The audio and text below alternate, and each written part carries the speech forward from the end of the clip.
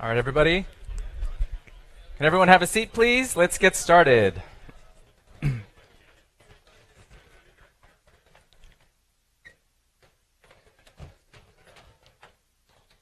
All right. My name is Eric Chang. I'm Director of Aerial Imaging at DJI. We're so glad you could join us here at Treasure Island today for the first ever public DJI launch event. In 2006, DJI started with the dream of making even the most complex technology accessible to everybody. And since then, we've launched a series of products that have revolutionized creation, including flight controllers, aerial platforms, and handheld stabilizers. We started by designing the first commercial RC helicopter flight control, and very quickly moved into multi-rotor flight controllers, including NASA and the A2.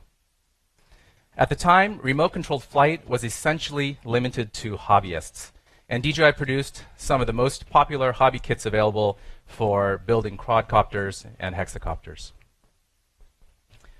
Professional multirotors in the Spreading Wings series followed very quickly. These are large, heavy lift aerial platforms that are capable of carrying image-stabilized or large stabilized camera payloads using our ZenMuse gimbal technology.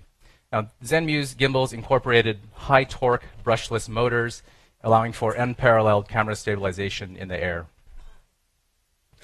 Just under 2 years ago, we released the Phantom flying camera. Now, this camera has taken the world by storm, and it really has enabled almost anyone to put a camera into the air. Most recently, we released the Ronin, an affordable handheld stabilizer for the film industry. Now, because of the enormous impact that DJI has had, we've been able to expand and are now over 2,800 employees worldwide from 20 in 2006. We are an international company with offices in China, Hong Kong, Japan, the United States, and Europe. And 2014 has been DJI's most successful year to date, and we continue to grow exponentially. This year we opened new offices in San Francisco and in Rotterdam. This growth has made the Phantom and consumer drones in general an increasingly ubiquitous part of our culture. What was once a category only for small niche is now seen everywhere, from The Big Bang Theory to, most recently, South Park. So what does this growth really mean, and what is the impact on the world?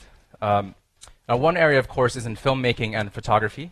As a photographer myself, I've always enjoyed capturing shots like this, although this wasn't captured by me. This was captured by our good friend here, and now Randy J. Braun. But I always knew there was more to what might be possible, and what if you could unlock that third dimension of flight? And suddenly, shots like this become possible. Now, this picture was taken by Randy as well. You can see him on the kayak there. And he threw his Phantom into the air when he sensed that something was close to him. And this is what came out of the camera. So there was, in fact, something very close to him. This new technology has allowed us to tell stories in a completely different way. And photos like this, which were virtually impossible just a few years ago, are now almost commonplace. I mean, not exactly this photo, but the creators around the world have really embraced aerial imaging. Now, skypixel.com is a new website dedicated to the sharing of amazing imagery. It's the perfect place to share and see incredible content from creators around the world. And it's not just filmmakers and photographers who are benefiting. People across the world are doing things that are completely new from the air in a wide range of industries. They're creating compelling imagery about their businesses, and they're also exploring places that people have long not been able to go, like Chernobyl here on the right. They're also being used extensively in travel and tourism, and in wildlife monitoring and conservation. In more practical use, real estate agents are flying Phantoms and other aerial imaging platforms to get unique views of homes for sale, and archaeologists are using the bird's eye view to gain greater understanding of ancient cultures. And we're seeing 3D mapping, interactive surveying, and sports teams such as the ones at Stanford and UCLA are using DJI technology to train and to win. Dozens of industries are currently using DJI products for both creative and industrial pursuits. In particular, I'd like to point out two of our DJI creators in the audience, Dr. Sung-Fu Lee, who is researching the use of multicopters to provide wireless communication and connectivity in disaster areas, and Paul Braun with Taking Autism to the Sky, who is helping kids in the autism spectrum to gain a better understanding of their place in the world. All of these innovators have been using the platform as is, but that is about to change. What is possible now is only limited by the imagination. We're introducing the DJI SDK for Phantom. Now, we've spent years developing flight platforms and are now opening access to everybody to see what all of you can create. The mobile software development kit supports iOS and Android, and developers are able to control a Phantom's camera for access to real-time video with full camera control. There's access to live telemetry, including GPS location, aircraft status, battery level, your speed, and more. Flight control has been opened up. You can control the Phantom in flight. You can upload and download waypoints and automatically take off and land. And for security, all of the communication between the Phantom and your mobile device is encrypted. We're already seeing some amazing applications being developed by our early partners. Now I'd like to introduce Antoine Martin from Pix4D, who will talk about some of the things that they are doing with the SDK. Thank you, Eric. I'm really excited to be here. I'm excited to build on the ease of use of DJI's flying camera and integrate it with our platform. I'm excited to turn the Phantom into a mapping tool, thanks to the software development kit. Pix4D is enabling autonomous mapping. We have a software called Pix4D Mapper that turns thousands of images, regardless of which camera it used, which lens, which orientation, and we turn that into 2D maps and 3D models very accurately. Our professionals have safety standards and respect privacy, and the software works automatically. We already have thousands of users using drones to be able to acquire images all over the globe. And today alone, 1,965 projects were done using images from drones. There's a myriad of different sectors in need of models and measurement daily: construction and civil engineering, landfill and mining, first responders, agriculture. We enable the construction site manager to inspect, to measure, to collaborate on a design, or to look at a critical structural problem. We enable the farmer to only fertilize the right amount of nitrogen, or to quickly react to insufficient water needs. And we enable the architect to draw, to plan, to save, and to preserve. This is how our application works. Can we have the video, please?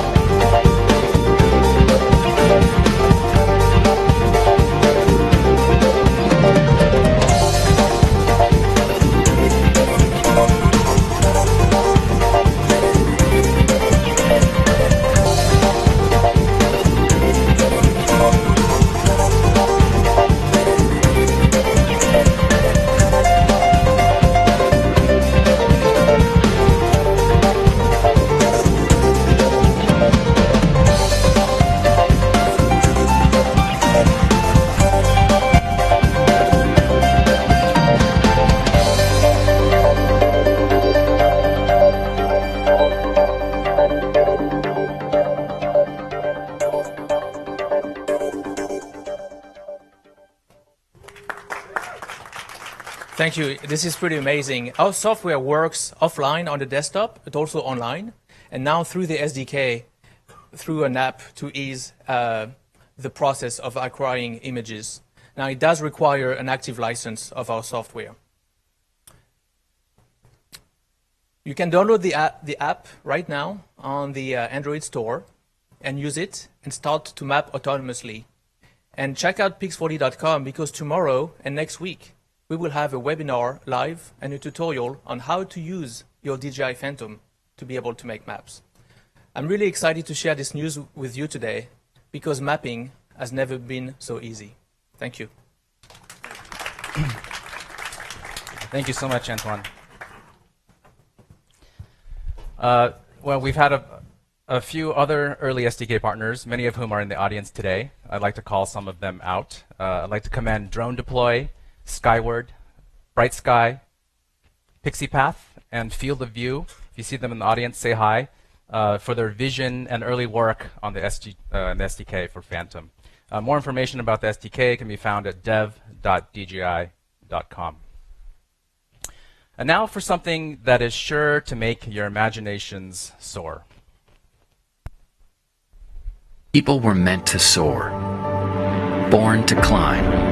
How does it feel to fly both oceans, Miss Earhart? The second we put both feet on the ground, we looked up to the clouds. Way up there. We have submit and we have liftoff. We won't be afraid to go higher or go farther.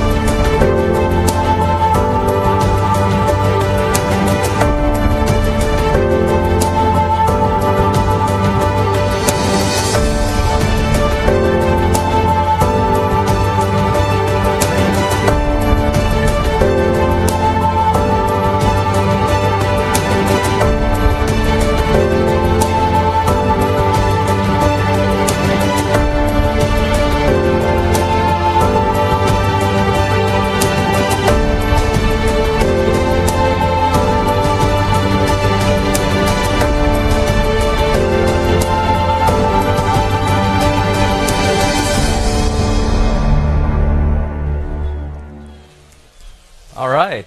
If that wasn't cool, I don't know what is.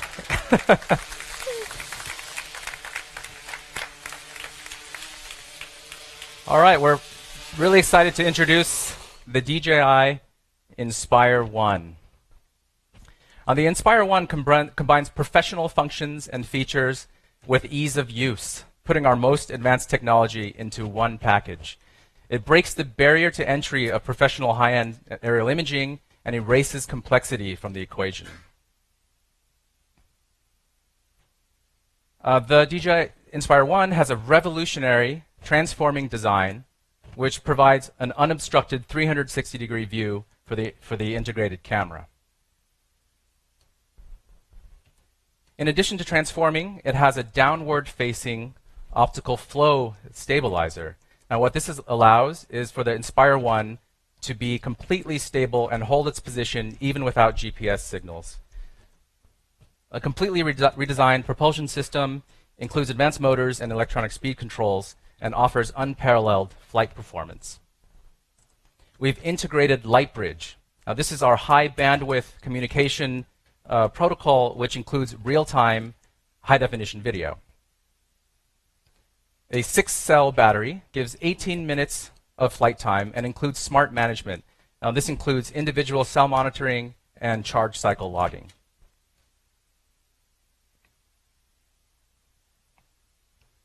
The camera was designed for use in professional applications. It shoots in 4K at multiple frame rates, including 24 and 30p. It takes 12 megapixel stills, supporting Adobe's DNG RAW format. It's a 1/2.3-inch CMOS sensor and includes a 94-degree wide-angle lens, which is rectilinear. It also includes a threaded filter mount for accessories filters like ND filters and polarizers. Of course, the Inspire 1 also includes a 3-axis gimbal for complete camera stabilization in flight, and it offers a full 360 degrees of freedom during rotation. The other thing that's very exciting is that our camera is modular. That means it's easy to replace and easy to upgrade in the future.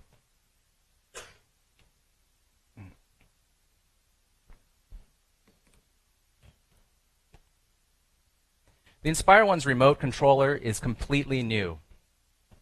It offers physical buttons and dials for precise control of both the camera and the gimbal. And 2 controllers can be used simultaneously, with one controlling flight and the other controlling the camera.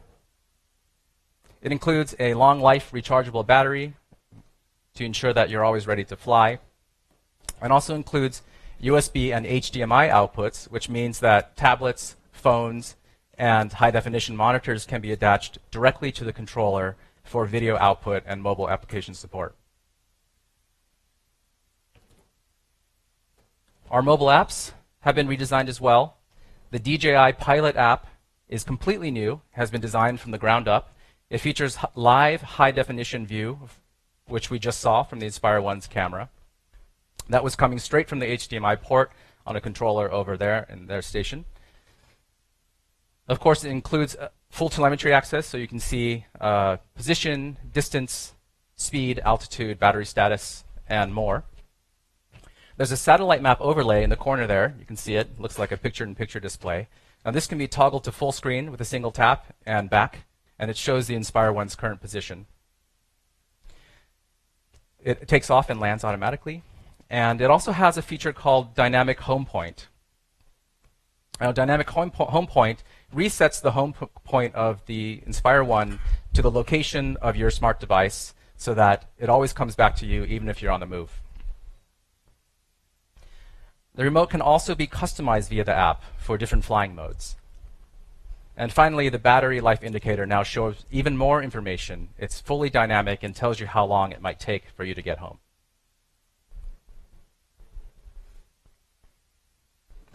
The Inspire 1 is $2,899 with one controller, $3,399 with 2 controllers, and extra remotes are $650 each. And now for a special treat. I'd like to bring on stage Adam Savage, Jamie Heineman from the show Mythbusters. They're here in the audience with us. You may know them as innovators who are always pushing for greater knowledge in the world around us, using the latest in technology and gadgetry. Please welcome Adam and Jamie.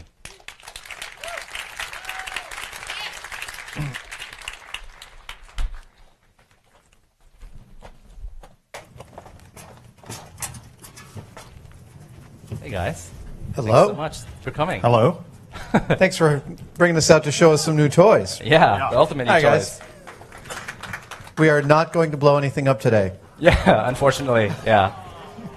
So you guys have a lot of history with mechanical automation and robotics in your shows. Can you tell us what it is about robotics that fascinates you? Well, you know, we pretty much put motors and remote controls on anything we can get our hands on. And it is basically an extension of our reach. And in particular, what we've done on the show with remote control allows us to do things that wouldn't be safe to do if we were actually there. So we've used remote control devices that we've built both to deliver bullets to a campfire, to rescue unexploded grenades and take them to a safe location, and also just to be able to see what was going on where no other camera could give us a viewpoint. Yeah, at this point, I think motorcycles, cars, boats, trucks. Here we go. Let's check this out. Even buses. This is a remote control bus we did to test the speed 50-mile-per-hour turn. Will it really make a difference if everyone in the bus moves over to one side? And it turned out to work, so we decided to look at a worst-case scenario, and that's what this is. Is this one of your most memorable moments? Yeah, see, I'm up there at the controls, and we're having a little problem. Oh, right, yeah. I didn't have any brakes, and so I just turned the thing on, and ran out the bus. And we built a one-to-one steering rig off of the back of Jamie's pickup truck so that as I turn the steering wheel, I have direct one-to-one access to the bus. So we are currently losing 2 of the 3 control systems for the bus. All we have is steering now. Run, Jamie, run. Jamie better catch up before we lose the range. Yeah, this makes a good point about the need for a point of view, like what you have in your drones. And you know, in our case, we have to actually try and line up right behind the bus so that, you know, like Adam, who's driving it, has a direct line of sight. Oh. There we go. Yeah, all right. And that's why you want to remote control something instead of actually being there. Right. I really wanted to drive that bus. We did even put a roll cage in it, so we could have, but I'm not sure why we decided not to. But I'll tell you after. Okay. Now, are you guys using any flying cameras in your productions these days? Absolutely. Yeah, our second cameraman, Duncan Clark, is an avid remote camera pilot and has custom built an octo rotor that we've been using for much of the last 2 seasons. Yeah, it's really upped the production value on the show. We have fly-ins that introduce, you know, the beginning of episodes. We did one, and some of the best footage I've ever seen from an aerial point of view was done not long ago at Pebble Beach, coming right along the coast, seeing the waves, and zooming right in on us as we were doing some funky stuff with golf. Yeah, and up until then, you know, we've had helicopters that we've rented for Mythbusters, but that was always a $5,000 to $15,000 solution to getting a master shot for a big special. And now it's just part of our regular daily camera grab. That's great. And we had you backstage playing around with this earlier. What are your thoughts about the Inspire 1? It's sexy. Yeah, it sure is. I see the lust. Well, you know, and it also points out, like, we were on this, like, what was it? We started using, or looking into using this type of camera platform. I think it would have years been ago. It was at least 5 or 6 years ago, and we brought people in that specialized in that, and it never quite worked out, because it took too long to set up. The controls weren't accurate enough, and we were like, well, it was a nice idea at the time, but then, you know, jump to years later, now all the kinds of improvements that these things have, the stabilization, the ease of use, the interface, the ability to, you know, the telemetry and all of that, it makes all the difference for actually being able to apply this in the real world. Well, and also we've been watching our camera crew hack this stuff together. All of the solutions that are on board here has been stuff that our camera guys have been like, oh, okay, I got to get a new controller, I got to get a new video transmitter, I got to get a new this and that, and it's all here now. I mean, we've been watching it all the way from technology that doesn't work to technology that you have to stay absolutely on top of the cutting edge of what people are selling as component parts, to technology that works out of the box. Right, right. So, I mean, we see this kind of exponential curve we're on in terms of improvements, not only in this space, but sort of all consumer electronics and robotics. Where do you think this is going? I, for one, welcome our new camera platform overlords. Yeah. You know, again, like Jamie said, for us, it's a tool for storytelling. And that's what we do on Mythbusters. We tell stories. That's our primary job. And the way that this has allowed us to widen what those stories are and give the audience a better sense of where we are physically in the space, what the safety issues are, why we're placed behind the mountain because of the amount of explosives we're using. It's not just the master shot that's really cute and really cool. It is also aiding and helping us to help the audience understand what we're actually doing. Yeah, and a lot of this, you know, this is going all sorts of places, as you pointed out, with even referring to use in agriculture. We've discussed using it for firefighting as another example. It's an extension of our reach, and the sky's the limit. Right. Oh, literally. Yeah, the sky's the limit. So here's a little philosophy question for you guys. If you could go back and tell the earlier versions of yourself who are growing up in today's age with this sort of technology available, if you could give them some advice, what would you say? Oh, wow. That's a good question. Get in early. Get in early. You know, it's an amazing time because of how much hacking of electronics is actually driving innovation and then pushing forward consumer products so that they're so much easier to use. The making computers so much smaller, making accelerometers so ubiquitous in everything is just giving us so much more of an ability to handle the things around us. Well, a case in point, as far as what you would tell yourself or tell a young person is like all of us here remember the time when there weren't cell phones, and you could tell somebody, okay, we'll have these phones that can go everywhere, but nobody at the time would realize really how important that turned out to be. And drones are in that world right now. It's the advance in the technology has gone exponential, just like it has with cell phones and things that we would never have thought were possible just even a decade or so ago are commonplace now. Right, right. All right, so I think what we want to do now is take the first ever droney with the Inspire 1 with the two of you in it. So what we're going to do is we're going to walk down here with the audience, and maybe we'll go around here. But you can hop off if you want. All right, there we go. There, living dangerously. Not the most dangerous thing you've done. So we're going to stand here, and we'll stand in the middle right here. And all of you are going to be in it. We'll all be in it. So Ferdinand here is going to take off and hover above us, and we're all going to look up and wave, and he's going to zoom off into the sky, and it'll be sort of the ultimate droney. Here we go. Excellent.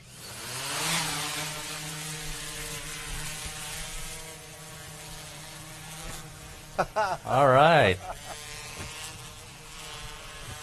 Okay, let us know when you're ready. Okay, everyone wave.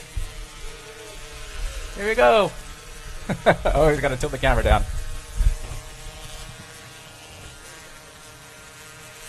Ready? All right, wave. Here we go. Say goodbye to the Inspire 1 as it hovers.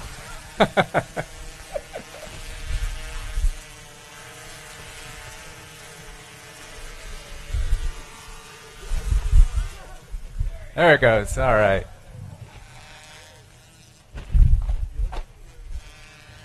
Yeah, get in the shot, Willis. Okay.